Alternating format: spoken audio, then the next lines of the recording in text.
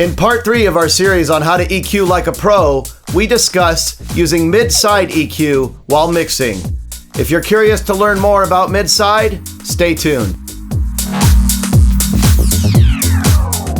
Hello everyone, and welcome to Distinct Mastering. My name is Freddie. I'm a mastering engineer, producer, DJ, and president of Sleeping Giant Music.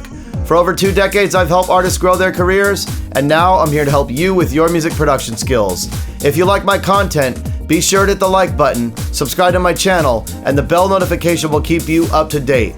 Now let's chat about using mid-side EQ in your music productions. Okay, we're going to get into mixing with mid-side EQ.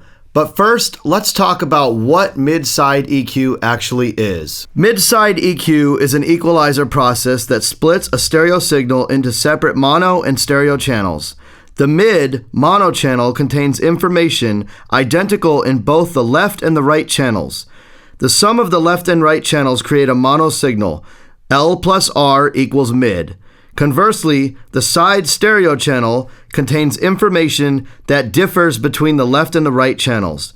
The difference between the left and the right channels creates a stereo signal, L minus R equals side. When combined, the mid and side channels produce a full stereo image. Once encoded into mid-side, or MS, you can process the mid information independently from the side information. Both channels are then decoded or converted back into conventional left and right stereo channels. This technique allows you to EQ your mix with greater flexibility and precision. Okay, one of the things I do want to mention when using mid-side EQ, if you are a beginner, you need to be extremely careful. Mid-side EQ can really help you, but it can also really affect your mix in a bad way. So be very careful if you choose to use mid-side EQ. Okay, now we're going to get into some techniques that you can do with mid-side EQ when crafting your mix. Number 1, adding stereo width. You can add stereo width by using mid-side EQ on an individual sound or a group of sounds. You can create stereo width by altering the balance between the mid and the sides. For example, boosting the high frequencies on the sides or by attenuating low frequencies in the mid channel. A wider stereo image will sound wider and fuller to the listener. Okay, let me give you an example of creating more stereo width with mid-side EQ. I've got a basic synth sound here from Splice. I'll go ahead and play this. Very, very basic little sound. Now I've got an EQ here. Let me go ahead and turn this on. And as you can see, all of these are turned off as well. One of the most basic things you can do with mid-side EQ is to just take out some low end of the sides. Now this is quite a lot. I'm going to show you this example first.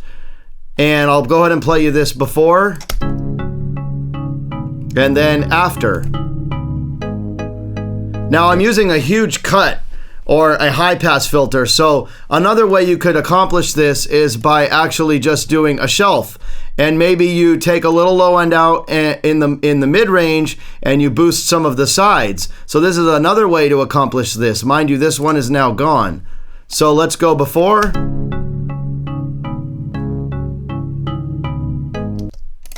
And after. And maybe you want to move this up to say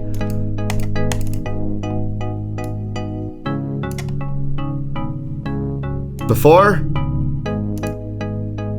And so you can see that the actual width just got a little bit bigger. Maybe you want to take a little more out. Maybe you want to boost a little more here. This can also help create space in your mix by eliminating things in the middle, which leaves room for your kick and your bass. So this is one way you can achieve stereo width with mid-side EQ.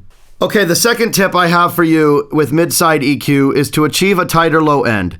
You can create a tighter low end by having a centered low end bottom. You can split the wider harmonic frequencies in the low end to the sides and roll off the bottom to give the mid channel more punch and presence. This will ensure the lowest frequencies are in mono and removes the low frequencies from the sides, preventing phase issues and improves clarity. Okay, a good example of this here, I have another Splice sample with just a bass sample, and I'll go ahead and play this for you. And I've got a Pro Q3 here, and I've got a bunch of different moves going on. So let's turn them off and start over here. So the first move that I did is I took some frequency content in the low end, in the sides, out. The next thing I did was I just took that low end rumble out that's not needed under about 30 hertz there, and then I boosted the mid channel. So this one is the mid and these two are the sides. So let's take a listen to what this bass sounds like this. And here's before and after.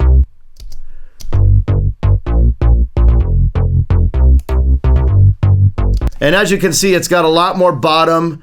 The sides, the harmonic content that's in the upper frequencies sound a little bit more wider, and it just gives you a little bit more low end, bottom, and punch, and just weight to the bass track. Now, once again, this is not in context of the mix. I recommend you do these types of move in context with your mix. Okay, tip number 3 is to get vocals sitting right in the mix. Keeping lead vocals centered in the mix will help them cut through and give them more definition. Instead of just boosting more volume, try using mid-side EQ to create space between the mid and the sides. For example, carve out space in the mid channel from instruments that conflict with the vocals.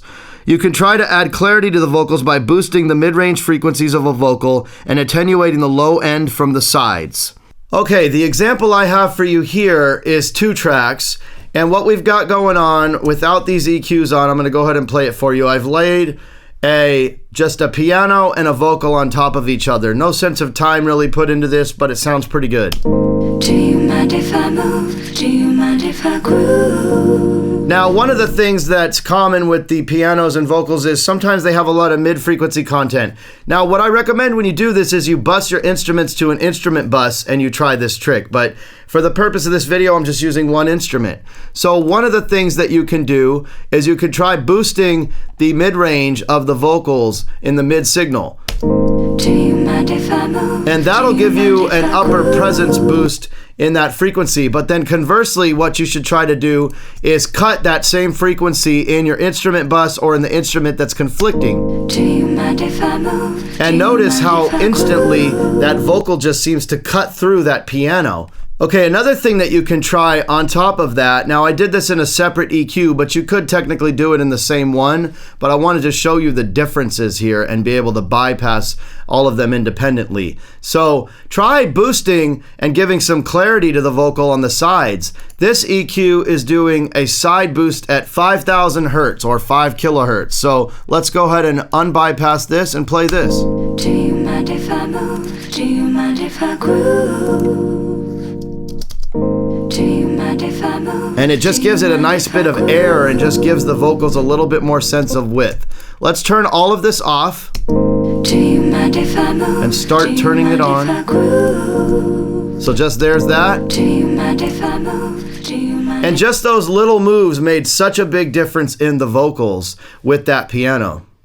Okay, tip number 4 is to balance your background vocals. Most of the time, backing vocals are generally panned to the sides to make space for the lead vocal. If background vocals are conflicting with the top line vocal, try using mid-side EQ to carve space. Try attenuating mono frequencies and boosting the sides. Use this sparingly and trust your ears to get a good balance between the lead top line and background vocals. Okay, the example I have for you here shows you this top line and this back vocal. These are just a simple sample from Splice that is a chorus lead and a chorus double. I'll go ahead and play these for you by themselves. Breathe in or fall into your rhythm. Breathe in or fall into decision.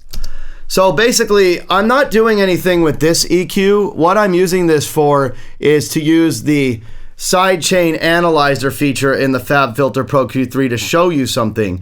And if you missed my video on the FabFilter Pro Q3 tips, I'll leave you a link up above. I do talk about this feature. So here in the backing vocal, I'm going to turn this on, and I'll turn these off real quick just to show you what I'm talking about. So as you can see, the red in the background is actually the top line. And what this is doing is giving me a visual to see where things are kind of sitting. Now, one of the things I did here is in the mid channel, I cut some of the mids out, the lower mids out. This is kind of mids, low mids. And then right here, I went ahead and cut some of the sides out. Now, you have to play with this to get this right. But what this can give you is the background vocals to get a little bit more width. Breathe in or fall into your rhythm. Breathe in. Here it is bypassed. Making on the fly we improvise. Baby, tell me what Now you these think are both about playing at the that. same volume, which you Breathe probably in and wouldn't follow normally your be doing, rhythm. but Breathe this is in just to and give you follow an your example decision. of what you Make it can all do. the Now you flow might want to play with this amplifies. frequency a Baby, little tell bit, me what you think about that. or the sides. Breathe in and follow But this your is another trick that you could do with your backing vocals and mid-side EQ. Okay, tip number 5 is to get your drums to have a tighter and wider balanced sound. Mid-side EQ is great for tightening and enhancing your drum bus groups. An example would be to use mid-side EQ to keep your kick and your snare in mono while spreading the percussion wider. Or perhaps you just want to adjust the volume of high end on the sides without affecting the mid-channel. Regular EQ will affect everything on the drum bus. With mid-side EQ, you have more tone control between the mid-channel and the side channels. So the example I have for you here is just a splice loop of a full drum track. I'll go ahead and play this for you.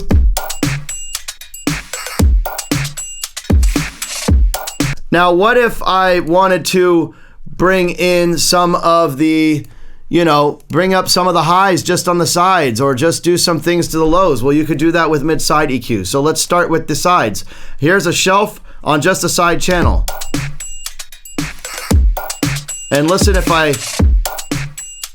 turn that on and off. And then same, conversely, low cut or low shelf on the sides. Here's before. Now that gave the drums an apparent little bit of width.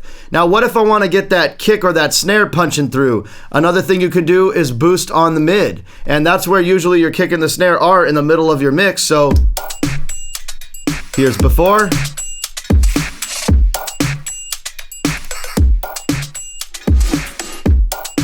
And after. So those are some common tricks that you can do while mixing or producing music with mid-side EQ. And that's an overview of using mid-side EQ while mixing.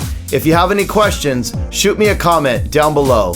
Thank you for watching this video. If you enjoyed it, be sure to hit the like button, subscribe to my channel, and the bell notification will keep you up to date. Once again, my name is Freddie from Distinct Mastering, and have a great day.